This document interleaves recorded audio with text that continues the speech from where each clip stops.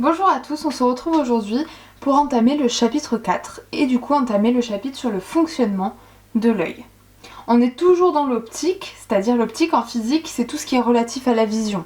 Donc on a vu la lumière, on a vu qu'elle était composée de plusieurs couleurs, on a également vu ce qu'il se produisait lorsqu'on change de milieu, et là on va s'intéresser vraiment au fonctionnement de l'œil. Donc pour comprendre l'œil, il y a une chose qu'il faut qu'on mette en avant, c'est les lentilles. Alors une lentille, c'est un simple milieu transparent, d'accord, qui est limité par deux surfaces. Il y en a deux sortes. Il y a les lentilles qu'on appelle convergentes et les lentilles qu'on appelle divergentes. Les lentilles convergentes ont des bords fins aux extrémités, c'est fin. Donc il peut y avoir ce type-là, il peut y avoir ce type-ci, ou alors ce type-là. Le point commun entre ces trois lentilles, c'est que dans tous les cas, les bords en haut sont fins. Le deuxième type de lentille, vous l'aurez compris, c'est donc les lentilles qui n'ont pas des bords fins, mais des bords épais. Donc il peut y avoir ce type de lentille, ce type de lentille, ou bien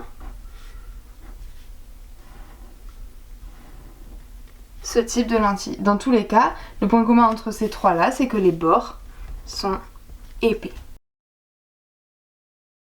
Afin de les schématiser de la façon la plus simple possible, parce que vous le savez, je suis pas bonne en dessin, il suffit de le voir, hein, même ça c'est pas symétrique. Donc afin de simplifier les choses, on a une schématisation, une représentation schématique. Pour tout ce qui est lentilles convergentes, on fera une double flèche. Pour tout ce qui est lentilles divergentes, on fera une double flèche, mais avec les flèches inversées. Donc lentilles convergentes, lentilles divergentes. Bord fin, bord épais. On schématisera toujours ce qu'on appelle ici l'axe optique. Et on schématisera aussi toujours la lentille avec son centre optique. Donc O, je rappelle, c'est le centre optique. Et les pointillés, c'est ce qu'on appelle l'axe optique. Alors moi ce qui m'intéresse, c'est que se passe-t-il lorsqu'on fait passer des rayons lumineux à travers une lentille convergente? Comme son nom l'indique, les rayons vont converger. Qu'est-ce que ça signifie converger? Ça signifie qu'ils vont tous aller au même point. Par exemple, ici, ils vont tous se croiser au même point.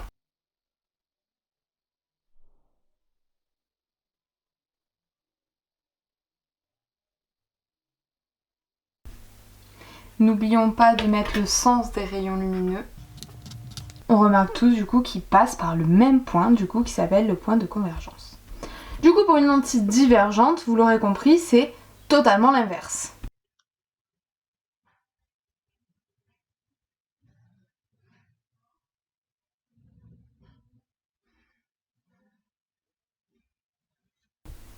Ils vont diverger, c'est-à-dire qu'ils vont se séparer les uns des autres.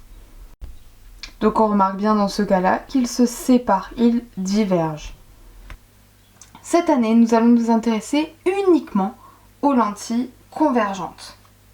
On va la modéliser. Qu'est-ce que ça veut dire? On va lui attribuer des points particuliers. Une lentille convergente se schématise du coup, comme on l'a dit, par une double flèche. On lui associe toujours un foyer image. On le notera F', qui représente le point de convergence de tous les rayons arrivant parallèles à l'axe optique. Donc c'est tout simplement le point qu'on a noté là. C'est F'. On lui associe aussi un point foyer objet qu'on appelle F, qui va être le symétrique à F' par rapport à la lentille. Donc si je reprends ma lentille de tout à l'heure, là j'ai F' qui se situe à une distance de 2 cm de l'axe. Ça veut dire qu'à 2 cm de l'axe de l'autre côté, j'aurai F. Le dernier point à savoir, c'est la distance focale F'. C'est la distance qui est caractéristique d'une lentille. C'est la distance qui se trouve entre la lentille et le point F'. Donc, ce que j'ai mesuré tout à l'heure en vous disant que c'était 2 cm, c'est ce que j'appelle la distance focale de ma lentille. C'est bien une caractéristique de la lentille, ça signifie que chaque lentille va avoir une distance focale différente. Que se passerait-il si je changeais la distance focale de mon appareil photo? J'ai changé la distance focale. Que se passe-t-il? Il se passe que les rayons lumineux se croisent à un endroit différent. Le point net n'est plus ma feuille, le point net, c'est ma main. Donc j'ai bien changé la distance focale. Donc si l'on schématise tout ce qu'on vient de dire, imaginons que ma lentille convergente a une distance focale équivalente à 5 cm. Ça signifie qu'à 5 cm de ma lentille se trouve le point F', ce qu'on appelle le foyer image. Du coup, cette distance-là, c'est bien la distance focale que l'on écrit F. Et le symétrique par rapport à ma lentille convergente, c'est-à-dire à 5 cm également, ici, ce sera le foyer objet. Dans tous les exercices, la base, c'est ce qu'on vient d'expliquer. Avant, il y a toute la partie objet, après il y a toute la partie image. La distance focale, c'est la distance entre la lentille et le foyer image.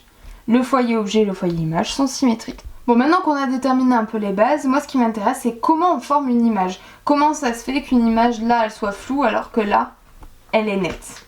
Pour cela, si on dispose d'une lentille, d'un écran et d'un objet, donc dans ma situation à moi, l'écran, c'est le capteur de l'appareil photo, la lentille, c'est ce qui me permet de filmer, et l'objet, c'est ma feuille. On remarque que l'image de l'objet à travers ma lentille n'est nette qu'à une certaine position. En effet, si je rapproche ma main, elle est floue, elle n'est nette que ici. C'est ce qu'on appelle la position de l'image. Alors, nous avons affaire ici à un objet avec une lentille et l'écran. L'écran ici, ce sera le mur. Que se passe-t-il lorsque j'approche mon objet de la lentille? Alors, il devient net, puis il redevient flou. Donc on remarque qu'il n'existe qu'une seule position pour laquelle mon objet est net. Du coup, pour déterminer cette position nette, on doit effectuer le tracé de rayons lumineux particuliers. Une image n'est nette que lorsque les trois rayons se croisent. Ils convergent au même point. Donc voyons quels sont ces trois rayons particuliers. La première règle, c'est que tous les rayons, tous, qui passent par le centre de la lentille, ne sont pas déviés, ils vont tout droit. Donc si je commence à les dessiner, qu'est-ce que ça donne? Ça donne du coup que tous les rayons qui traversent cette lentille vont tout droit. Le deuxième rayon particulier, c'est celui qui passe par F, qu'on rappelle, F c'est le foyer objet. Tous les rayons qui passent par F avant de traverser la lentille, ils sortiront parallèles à l'axe optique. Donc par exemple, ce rayon-là, il passe par F, il arrive à l'axe optique, il va ressortir parallèle. Allez, je vais en tracer plusieurs. Donc tous les rayons qui passent par le point F ressortent tous de manière parallèle. Maintenant, on voit le dernier cas, tous ceux qui vont arriver sur le point foyer image. Donc dans ce cas-là, tous les rayons qui arrivent parallèles vont tous se croiser en F'. C'est ce qu'on se disait tout à l'heure. Donc le troisième rayon particulier, c'est celui-ci. On arrive parallèle et on passe par F' lorsqu'on a traversé la lentille. Allez, on en fait plusieurs. Bon, maintenant qu'on connaît les trois rayons particuliers, comment déterminer la position nette d'une image?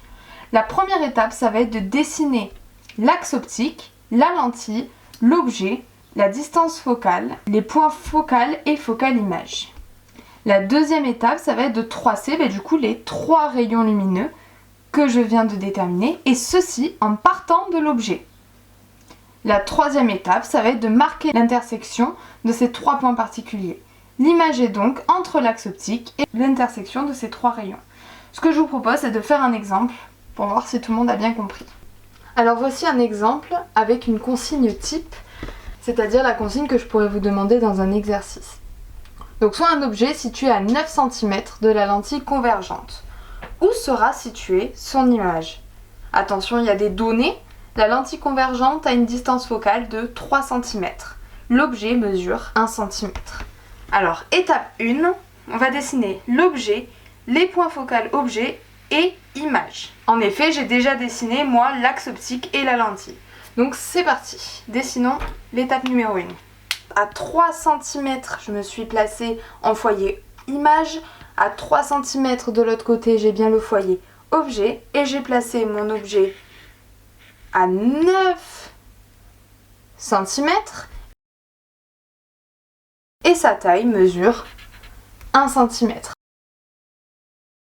Afin de donner un sens à mon objet, très souvent, je schématise l'objet par une flèche. On appelle le point A le point situé à la flèche et le point B le point situé sur l'axe. Donc mon objet, il mesure 1 cm, il est situé à 9 cm de la lentille.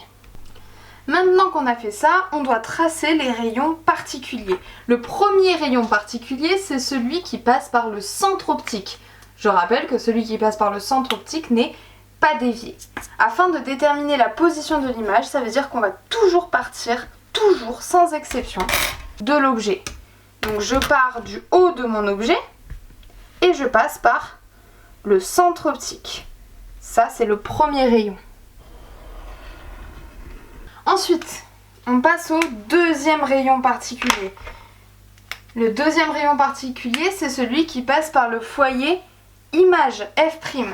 On a dit qu'il devait arriver parallèle à l'axe. Donc encore une fois, je pars de mon objet de façon parallèle à mon axe optique. Je suis partie de façon parallèle et je dois passer par F'. Parce que tous les rayons parallèles passent par F'. Et enfin, le dernier rayon, c'est celui qui passe par F et qui ressort parallèle de la lentille. Donc, attention, on part toujours du même point, on part de l'objet et on doit passer par F. Et on ressort parallèle. Donc on a bien nos 3 rayons particuliers. Bon, maintenant, qu'est-ce qu'on remarque? On remarque que tous les rayons se croisent au même point. Ce point-là, ça va être la position nette de mon image. C'est-à-dire que si j'avais un écran à placer pour que ce soit net, ce serait net que à cette position-là. Il faudrait que je place l'écran ici. Bon, maintenant sur mon schéma, j'ai pas d'écran, donc je vais juste dessiner mon image. Et on a dit que l'image, c'était entre l'axe optique et le point d'intersection. Donc mon image, elle sera ici. On sait qu'on a dessiné le point A, donc l'intersection des 3 rayons, c'est le point A, qu'on va maintenant appeler A', parce que c'est du côté image. Le point qui est sur l'axe, c'est toujours le point B', cette fois-ci, parce qu'il est sur l'axe. Donc on remarque 2 choses. Non seulement mon image, elle est plus petite que l'objet, mais en plus de ça, elle est située à l'envers. Elle est à l'envers, elle aura la tête en bas. C'est ce qu'on a observé dans l'animation PPCL que je vous ai demandé de regarder avant. Pensez à garder cette vidéo de côté. Pour tous les exercices, il faut être capable de refaire ces 3 rayons lumineux et ainsi en déterminer la position de l'image. On va parler désormais du grandissement. Le grandissement, il sera noté gamma. Je rappelle que gamma, c'est une lettre grecque qui a pour symbole une boucle à l'envers. Gamma, ce sera A'B' divisé par AB ou OA' divisé par OA. Alors ça, c'est une façon compliquée de dire quelque chose de bien simple, comme d'habitude. A'B', c'est la taille de l'image et AB, ce sera la taille de l'objet. Tandis que OA', ce sera la distance entre le centre et l'image, et OA, ce sera la distance entre le centre et l'objet. Le grandissement n'a pas d'unité. Si l'image elle est plus grande que l'objet, le gamma sera supérieur à 1. Si l'image est plus petite que l'objet, le gamma sera inférieur à 1. Alors on va reprendre notre exemple de tout à l'heure et calculer gamma, le grandissement. Donc si je reprends mon exemple, pour calculer gamma, j'ai besoin de la taille de l'objet qu'on appelle AB, et ici AB vaut 1 cm. Et j'ai également besoin de la taille de l'image, A', B', que moi j'estime à, on l'a dit tout à l'heure, 0,7 cm. Donc mon image, elle est plus petite que mon objet. On a rétréci, donc gamma est censé être plus petit. Donc on y va, calculons ça. Gamma est égal à 0,7 divisé par 1. Du coup c'est facile, gamma est égal à 0,7. Ça veut dire que j'ai rétréci mon image. Je rappelle la deuxième façon d'avoir le grandissement, c'est mesurer la distance entre O et l'image et la distance entre O et l'objet. Donc on va le faire également. Dans notre cas, on obtient une distance OA', donc entre le centre optique et l'image, qui est égale à 6,3 cm. Et on nous avait dit que la distance entre l'objet et la lentille était égale à 9 cm. Donc dans ce cas-là, gamma il est égal à 6,3 divisé par 9, c'est-à-dire 0,7. Évidemment, on est toujours censé obtenir le même résultat. Enfin, la dernière partie de la leçon, on va enfin comprendre à quoi ça nous sert tout ce qu'on vient de dire. On a dit que pour comprendre le modèle de l'œil, on avait besoin de comprendre que c'était qu'une lentille convergente. Pourquoi ? Parce que le cristallin dans l'œil, ce qui nous permet du coup de voir net, c'est une lentille convergente. La rétine, c'est ce qui est schématisé par l'écran. Et la petite ouverture qui nous permet de voir, c'est le diaphragme. Donc quand on veut schématiser un œil de façon succincte et facile, on trace ceci. On trace l'écran pour la rétine, une lentille convergente pour le cristallin et un diaphragme pour l'iris. Et voilà, nous avons fini pour ce chapitre qui n'était autre que le fonctionnement de l'œil. Donc je vous laisse maintenant copier la leçon.